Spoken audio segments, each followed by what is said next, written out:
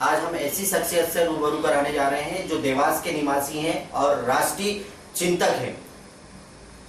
ऐसे राष्ट्रीय चिंतक महेंद्र सिंह चौहान, जिनको प्रिंस के नाम से भी गृह जिले में जाना जाता है, युवा है। आइए आज हम वो अपनी पकड़ जो है देश के ज्वलंत और गंभीर मुद्दों की बहुत ज्यादा और अच्छे से डीप में पकड़ रखते हैं, ऐसे रूबरू कराने जा रहे हैं महेंद्र सिंह चौहान जी से। महेंद्र सिंह जी, आपका चेतना न्यूज में बहुत बहुत स्वागत है। चूंकि आप एक राष्ट्र चिंतक हैं, युवा हैं, जोश है, उमंग है, उत्साह है, कुछ राष्ट्र की जनता को कुछ वस्तु स्थिति से अवगत कराने का।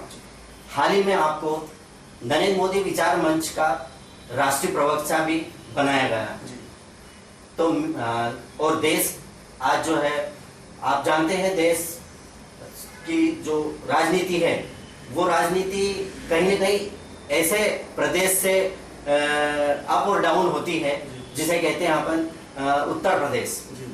उत्तर प्रदेश का एक बहुत बड़ा ज्वलंत अभी हाल ही में वहाँ के मुख्यमंत्री जी ने एक ज्वलंत चीज कही है। उनका कहना है कि जब तक उत्तर प्रदेश और भारत हिंदू राष्ट्र घोषित नहीं हो जाता तब तक उनके पैर थमेंगे नहीं। इस विषय में आप क्या कहना चाहेंगे? जी देखिए, ये बात मन को बड़ी पीड़ा पहुंचाने वाली है कि इस देश में कोई हिंदू स्वयं को हिंदू भी कहे तो उसे सांप्रदायिक माना जाता है।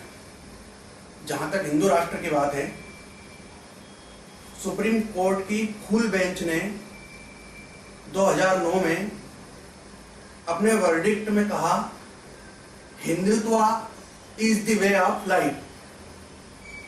हिंदुत्व इस देश के जीवन जीने की पद्धति है।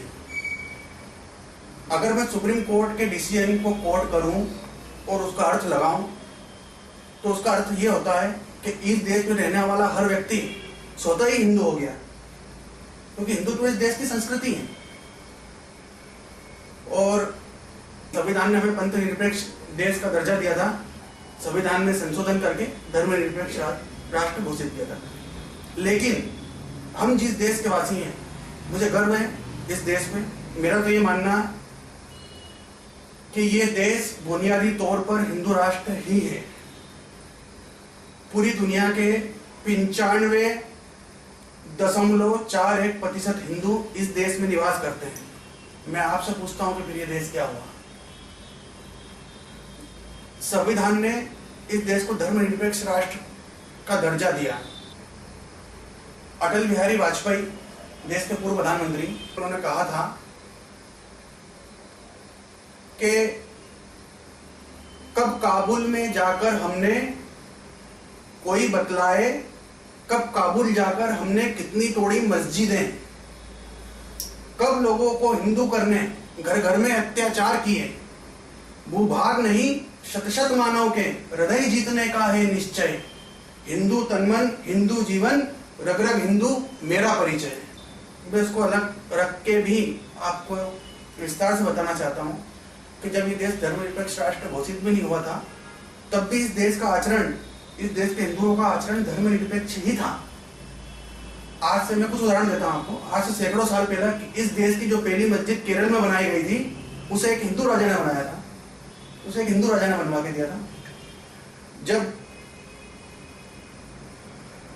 ईरान से, जिसको पर्सिया कहा जाता था क्योंकि वो पारसियों का देश हुआ करता था, पारसियों को मारकर भगाया गया, उनका नरसंहार हुआ और वो इस देश की तरफ आए। गुजरात के तट पर उनके जहाज रुके। उन्होंने गुजरात के राजा को संदेश भेजा कि हम ईरान से आए हैं, हम पे अत्याचार हुआ है, हम यहाँ शरण लेना चाहते हैं। गुजरात के राजा ने एक गिलास में, वो गिलास पूरा दूध से भरकर उनको भेजा और जवाब दिया कि मेरे शहर में जिस प्रकार से ये गिलास दूध से लबालब भरा हुआ, इसमें कुछ जगह नहीं है, इस जगह भी किसी के रहने की, किसी को मैं आश्रय दूं इतनी बड़ी तादाद में, यहाँ जगह कम है, तो वो पर्सिया जो पारसी लोग आए थे जहाज में, उन लोगों ने फिर उसमें कुछ शक्कर डाली उस गिलास में और फिर दोबारा राजा के पास भेजा कि जिस तरीके से इस दूध के गिलास के अंदर शक्कर घुल गई और ये गिलास यथावत वैसे ही भरा हुआ, छलका नहीं। राजा, हम यहाँ पे इस देश में आप लोगों के बीच में दूध में शक्कर की तरह घुल जाएंगे, हमें यहाँ आश्रय दिया जाए। राजा ने उनको, पारसी लोगों को आश्रय दिया, तब ये देश धर्मनिरपेक्ष राष्ट्र घोषित नहीं था। ये देश सदियों से, इस देश के आचरण में धर्मनिरपेक्षता है, हिंदुओं के आचरण में धर्मनिरपेक्षता है।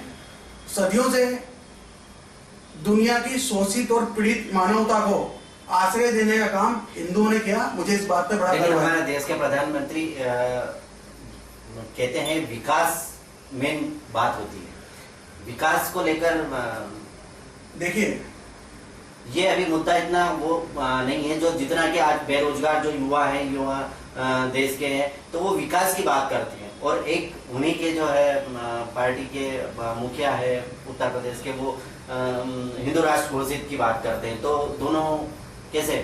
नहीं, देखिए, समझने की बात है। मैंने आपको बताया हिंदू राष्ट्र मतलब हिंदू देश की संस्कृति है। वो योगी आदित्यनाथ जी का कहना, ये उन्होंने ये जो कहा है, उन्होंने कहा कि मैं हिंदुत्व की अवधारणा को गलत नहीं मानता, क्योंकि सुप्रीम कोर्ट के जज ने, फुल बेंच ने निर्णय दिया कि हिंदुत्व इस देश की संस्कृति है। तो हिंदू राष्ट्र मतलब हम संस्कृति की बात कर रहे हैं। अब रही विकास की बात, किसी भी देश के, कोई भी देश अपने संस्कृति को खोकर जीवित नहीं रह सकता। विकास और संस्कृति ये दोनों साथ साथ चलें तो इस पूरे, तो किसी देश का संपूर्ण विकास हो सकता है। किसी देश की संस्कृति को खोखला करके आप अगर विकास करेंगे, वो देश ही जीवित नहीं रह पाएगा। जो देश अपनी संस्कृति की रक्षा नहीं कर पाया, उनके अस्तित्व मिट गए, इतिहास गवाह है। एक अभी हाल ही में पूर्व विधायक जिनका स्टेटमेंट आया था, अभी बातचीत हो रही थी एक टीवी चैनल पे, देखा भी हमने, रामविलास वेदांती जी, उनका ये कहना है कि जो बाबरी मस्जिद ढही वो उनके कहने से ढही है। क्या ये आडवाणी जी और जिन पे अभी जो केस रीओपन हुए हैं, क्या उन्हें बचाने की मुहिम है या कुछ? देखिए, पहली बात तो ये है कि वो पूर्व विधायक नहीं, पूर्व सांसद थे वेदांती जी, और व्यक्तिगत तौर पर मेरा ऐसा मानना है कि बाबरी ढांचा किसी के कहने से नहीं ढहाया गया। वो हिंदू समाज का स्वस्फूर्त क्रोध था, जो 6 दिसंबर को बाबरी ढांचे को ढहाने के रूप में सामने आया, और वह हिंदू समाज का स्वस्फूर्त गुस्सा था जो प्रकट हुआ। ऐसा मेरा मानना है, किसी के कहने से ढांचा नहीं ढहा। और जहां तक आडवाणी जी और मुरली मनोहर जोशी जी और वरिष्ठ नेताओं को बचाने की जो बात है, देखिए, सीबीआई ने 1993 में पीएमओ के कहने से उस समय चार्जशीट में इन वरिष्ठ नेताओं के नाम डाले थे। सीबीआई उसके बाद के 25 वर्षों में कभी सुप्रीम कोर्ट में इनके खिलाफ सबूत नहीं रख पाई। आज भी कोई सबूत नहीं दे पाई। आज भी कोई सबूत सुप्रीम कोर्ट चार्जशीट के आधार पर सुप्रीम कोर्ट ने इन पे केस चलाया। सीबीआई ने चार्जशीट 1993 में प्रधानमंत्री नरसिम्हा राव जब थे, और पीएमओ के कहने पे इनके खिलाफ चार्जशीट पेश की थी। तो मुझे ऐसा लगता है, क्योंकि सबूत सीबीआई के पास नहीं, सीबीआई के पास सबूत होते हैं, तो 25 साल तक कई सरकारें रही। कांग्रेस का उस पिछले 25 साल 15 साल शासन रहा, वो कांग्रेस क्या बीजेपी के वरिष्ठ नेताओं को छोड़ देती। अभी हाल ही में एक गो हत्या को लेकर बड़ा बमंडल मचा था, तो कुछ लोग विपक्ष की मांग भी रही है, कुछ रहा, तो राष्ट्रीय जो पशु इसको घोषित करने का ऐसा कुछ है क्या? क्या कानून बना सकते हैं या कुछ ऐसा गो हत्या रोकने के?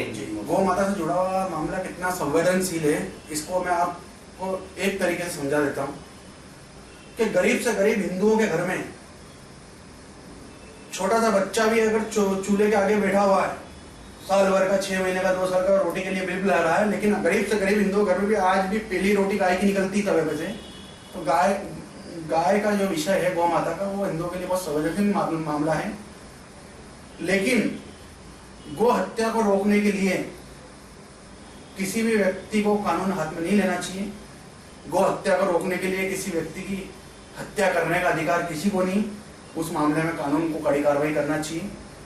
लेकिन मेरा ऐसा मानना है कहीं ना कहीं अब समय आ गया कि अब पूरे देश में गौ हत्या को रोकने के लिए कड़ा कानून बना देना चाहिए। इस प्रकार की घटनाएं न हो, इसके लिए ये समय आ गया है इस देश में कि गौ हत्या पे कड़ा से कड़ा कानून बना दिया जाए। जैसा अभी गुजरात में कड़ा कानून बना गौ हत्या को रोकने के लिए, इस प्रकार के कानून की देश में भी जरूरत है। अगर कानून बन जाएगा तो शायद इस प्रकार की घटनाएं होना रुक जाएगी और जिस प्रकार से गौ हत्याएं हो रही हैं उन पर भी विराम लग जाएगा।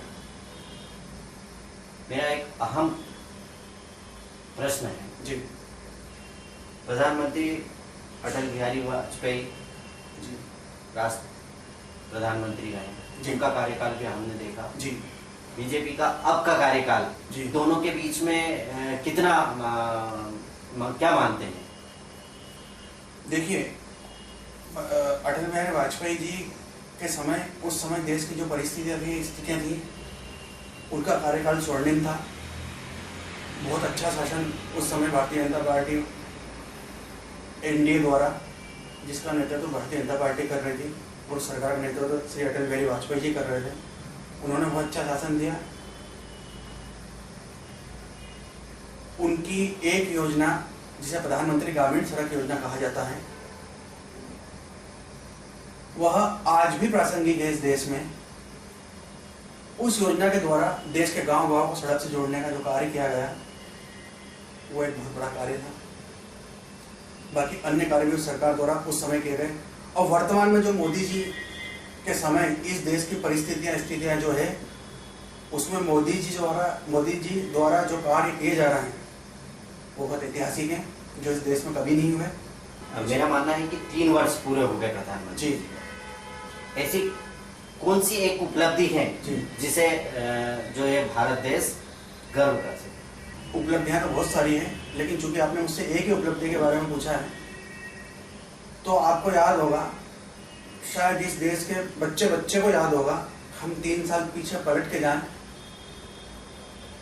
यूपीए 1 यूपीए 2 की बात करें तो हर कुछ दिन के अंतराल में एक बड़ा घोटाला सुनने को मिलता था।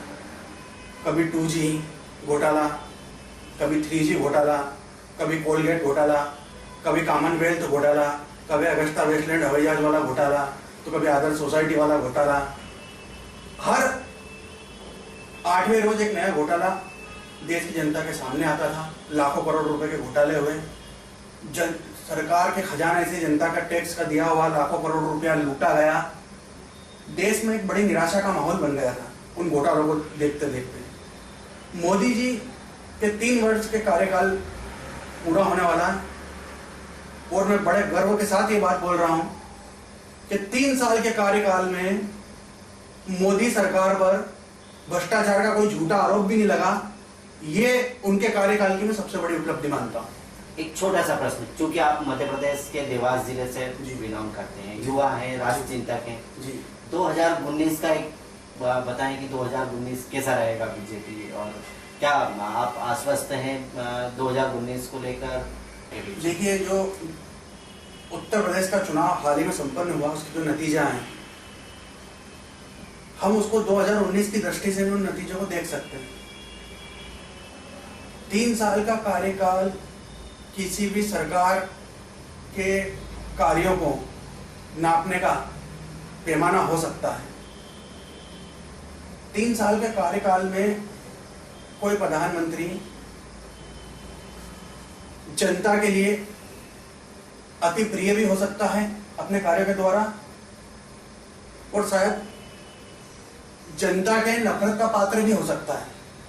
क्योंकि उत्तर प्रदेश के चुनाव जो अभी हुए हैं, और कहते हैं कि दिल्ली जाने का रास्ता लखनऊ से होता हुआ जाता है, उत्तर प्रदेश का चुनाव ऐसा चुनाव होता है जिसको देश ही नहीं पूरी दुनिया में बहुत ध्यान से देखा जाता है। और वहाँ की जनता देश के गंभीर जितने मुद्दे हैं, चाहे गरीबी का हो, अशिक्षा का मामला, बेरोजगारी का मामला, वो जनता वहाँ की सफर कर रही है पिछली कई सरकारों के कुशासन के कारण। वो जनता ने नरेंद्र मोदी जी में विश्वास जताया है और जिस प्रकार से पिछले 3 साल में लगातार कार्य किए जा रहे हैं, अब तो आपको जो कार्य किए जा रहे हैं वो धरातल पर दिखना भी शुरू हो जाएंगे अगले 1 वर्ष के दौरान। तो मुझे ऐसा लगता है कि 2019 में मोदी जी के नेतृत्व में 400 से ऊपर सीटें बीजेपी लीड एनडीए जीतने जा रहा है, मुझे ऐसा लगता है। एक छोटा सा प्रश्न कम शब्दों में जी। अभी जो लाल बत्ती का निर्णय लिया जी निकालने का जी, तो क्या मानते हैं आप? भाई देखिए, पूरी दुनिया के लिए बड़ा देश के लिए अच्छी बात नहीं कही जा सकती जो आंकड़ा मैं आपको देने वाला हूँ। पूरी दुनिया के अंदर वीआईपीओ की संख्या अमेरिका, रूस, चीन की बात करें तो 150 से लेकर अधिकतम 450 के बीच में होती है बड़े बड़े देशों में। हमारे यहाँ वीआईपी की संख्या हजारों में। तो ये वीआईपी जो कल्चर है, इसका खत्म होने से जनता में बहुत अच्छा संदेश जाएगा। और जनता वैसे भी नेताओं का जो मूल्यांकन करती है वो लाल बत्ती के आधार पर नहीं, उनके कार्यों के आधार पर करती है। नेताओं को इससे विचलित होने की जरूरत नहीं, वो कार्य करें, जनता के बीच में जाएं। लाल बत्ती कोई वोट पाने का पैमाना नहीं है। तो महेंद्र जी, आपका बहुत बहुत धन्यवाद। जी। चेतना न्यूज का आपको बहुत बहुत बधाई देता है। जी, बहुत धन्यवाद।